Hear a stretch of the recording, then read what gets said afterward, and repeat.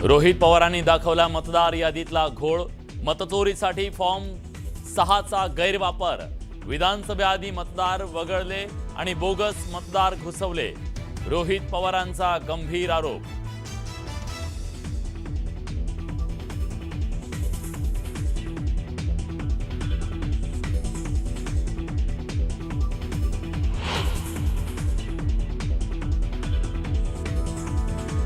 अमेरिकेचे राष्ट्राध्यक्ष Donald Trump झाले कर्जत जामखेडचे रहिवासी, रोहित पवारांकडून बोगस आधार कार्डचा पर्दाफाश।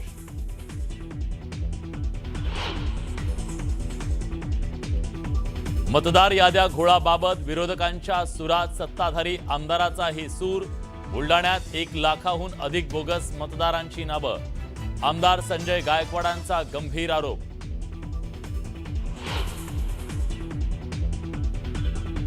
हर्षवर्धन सपकाळ यांची हायकमांडकडे तक्रार केल्याचा दावा संजय राऊतांनी फेटाळला, सपकाळ यांच्याशी आमचा उत्तम संवाद असल्याचं वक्तव्य।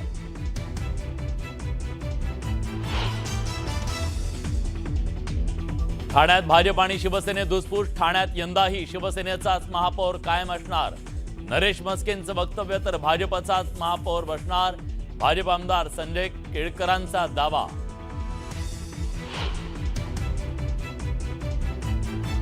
ठाकरेंचा सामना, दिवाळी अंकातून सरकारवर हल्लाबोल, नुकसान भरपाईची मागणी करणं हे राजकारण वाटणारे लोक महाराष्ट्राचे राज्यकर्ते म्हणून बसले, महायुतीचं राजकारण असंवेदनशील, निर्ढावलेलं, ठाकरेंचा प्रहार। बिहार विधानसभेसाठी भाजपची स्टार प्रचारकांची यादी जाहीर, पंतप्रधान नरेंद्र मोदी, मुख्यमंत्री फडणवीसांसह 40 नेत्यांचा स्टार प्रचारक यादीत समावेश, तर उद्या मुख्यमंत्री फडणवीस बिहार निवडणूक प्रचारात होणार सहभागी।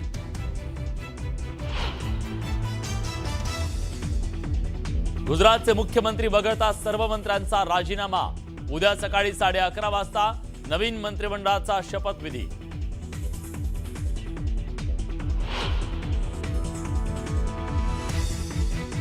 मुंबईत रिअल लाईफ रॅन्चोची कमाल, कोणताही अनुभव नसताना डॉक्टर मैत्रिणीला व्हिडिओ कॉल करून रेल्वे स्टेशनवर केली प्रसूती, बाळंतीण दोघेही सुखरूप।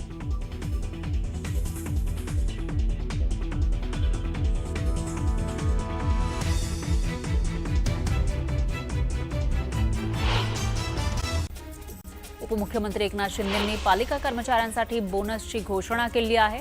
मुंबई महापालिका कर्मचाऱ्यांना 31,000 बोनस, बेस्ट कर्मचाऱ्यांना 31,000 रुपये, तर ठाणे मनपा कर्मचाऱ्यांना 24,500 आणि नवी मुंबई मनपा कर्मचाऱ्यांना 34,500 रुपये बोनस मिळणार असल्याचं जाहीर झालंय। माओवाद्यांच्या दंडकारण्य झोनल समितीचा प्रवक्ता रुपेशच्या नेतृत्वात 150 माओवादी आत्मसमर्पण करणार आहेत। कडक सुरक्षा व्यवस्थेत या माओवाद्यांना जबलपूरला नेण्यात येणार आहे। जबलपूरमध्ये हे सर्व माओवादी आत्मसमर्पण करणार आहेत। उद्या बीडमध्ये ओबीसीची महाएल्गार सभा होणार आहे। मंत्री छगन भुजबळ यांच्या प्रमुख उपस्थितीमध्ये ही सभा होणार आहे। या मेळाव्याच्या बॅनरवर मंत्री पंकजा मुंडे, धनंजय मुंडे, लक्ष्मण हाके यांचे फोटो आहेत। या बॅनरवरून सध्या चर्चा सुरू आहे। मंत्री माणिकराव कोकाटे यांचे बंधू भारत कोकाटेंनी उद्धव ठाकरेंच्या पक्षाची साथ सोडत भाजपमध्ये प्रवेश केला। प्रदेशाध्यक्ष रवींद्र चव्हाण यांच्या उपस्थितीमध्ये हा पक्ष प्रवेश पार पडला। मराठा आरक्षण प्रकरणी उद्या सुप्रीम कोर्टामध्ये सुनावणीची शक्यता आहे। काल हे प्रकरण कोर्टात मुंबई उच्च न्यायालयामध्ये याचिकाकर्त्यांनी मेन्शन केलं होतं, मात्र कोर्टानं स्थगितीला नकार दिला। त्यामुळे आता मराठा आरक्षणाच्या GRला आव्हान देणाऱ्या याचिकेवर उद्या सुप्रीम कोर्टामध्ये सुनावणी होण्याची शक्यता आहे। उद्धव ठाकरेंनी सामना, दिवाळी अंकातून सरकारवर हल्लाबोल केला।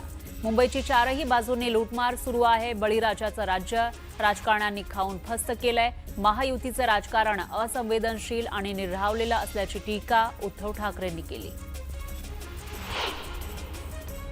भाजपच्या बैठकीमध्ये कोण काय बोललं त्याच्याशी माझा काहीही संबंध नाही, त्यांच्या पक्षांतर्गत गोष्टीमध्ये मी बोलणं उचित ठरत नाही। त्यांनी काय बोलावं हा त्यांचा पक्षांतर्गत विषय, त्यामध्ये हस्तक्षेप करणं योग्य नाही, अशी प्रतिक्रिया योगेश कदम यांनी दिली।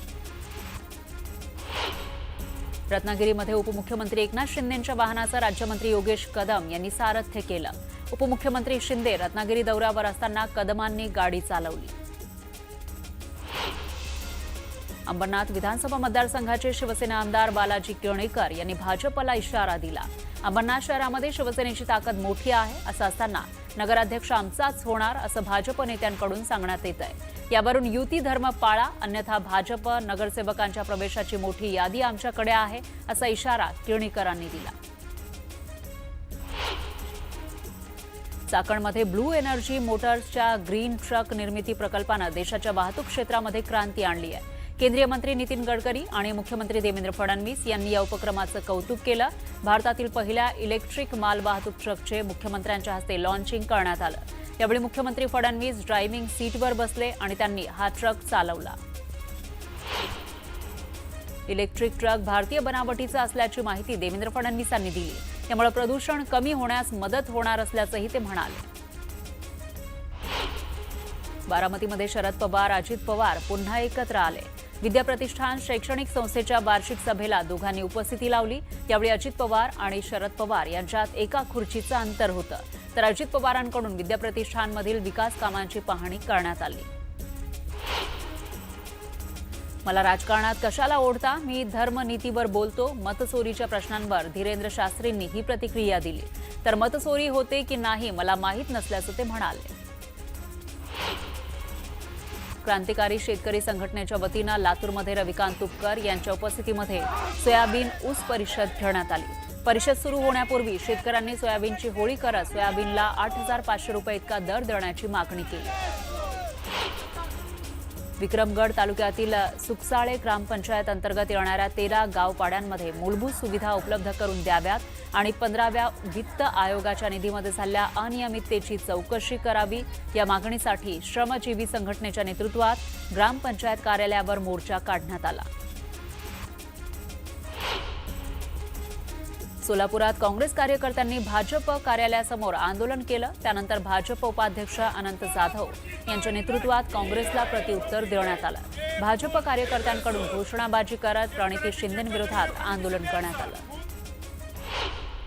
अकोल्याच्या आले गावात एका तरुणानं आरक्षणासाठी आत्महत्या केली. त्याच्या बलिदानासाठी विजय बोचरे यांच्या कुटुंबाला आर्थिक मदत देण्याची मागणी करण्यात आली. भिवंडी महानगरपालिकेच्या मुख्यालयाबाहेर आशा सेविकांनी धरणे आंदोलन केलं. मानधन वेळेवर देण्याची मागणी त्यांनी केली. तर दिवाळीसाठी 5,000 रुपये देण्याची मागणीही करण्यात आली. आंदोलनात मोठ्या संख्येनं आशा सेविकांनी सहभाग घेतला. जळगावात दिव्यांग बांधवांनी उजेड उपक्रम राबवला. दिवाळीपूर्वी 3 लाख पणत्या बनवण्याचा निर्धार करण्यात आलाय आणि त्यासाठी हा उपक्रम राबवण्यात आलाय. पिंपरी चिंचवड शहरातील महिलांनी दिवाळीचा फराळ तयार केला आहे. दिवाळीचा फराळ विदेशात पाठवला जातो. गेल्या 17 वर्षांपासून या महिला फराळ बनवतात.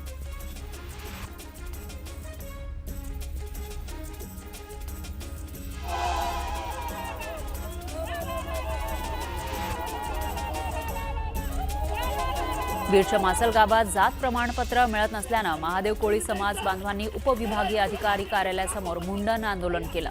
वारंवार अर्ज करून सुद्धा अधिकारी दुर्लक्ष करत असल्याचा आरोप यावेळी करण्यात आला.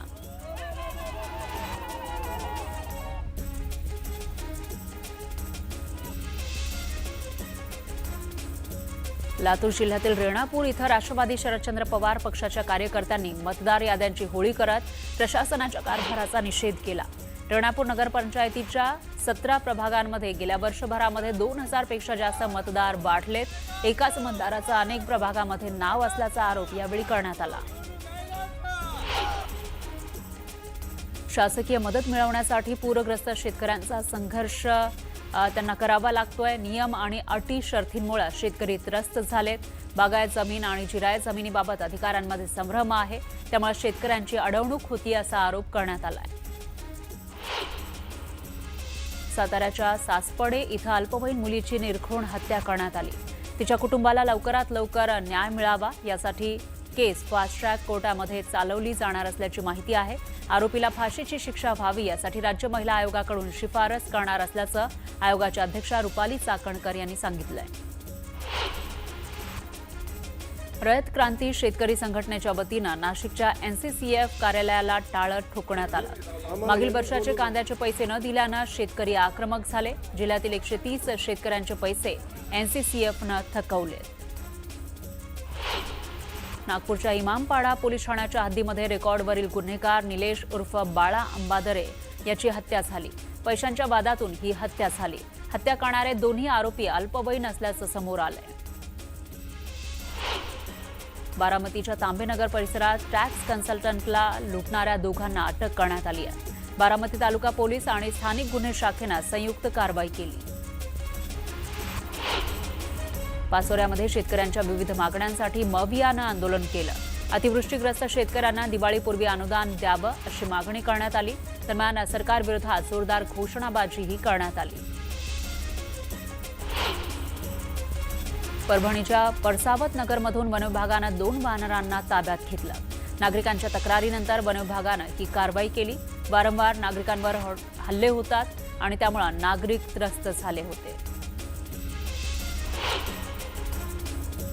साताऱ्याच्या पाटण पंचायत समितीमध्ये एकाला महिलांनी जोरदार चोप दिला। महिलांना शिबिकाळ केल्यानं चोप दिल्याची माहिती आहे। अहिल्यानगरच्या संगमनेरमध्ये एसटी बसला अपघात झाला। बसमधील 9 ते 10 प्रवासी जखमी झाले।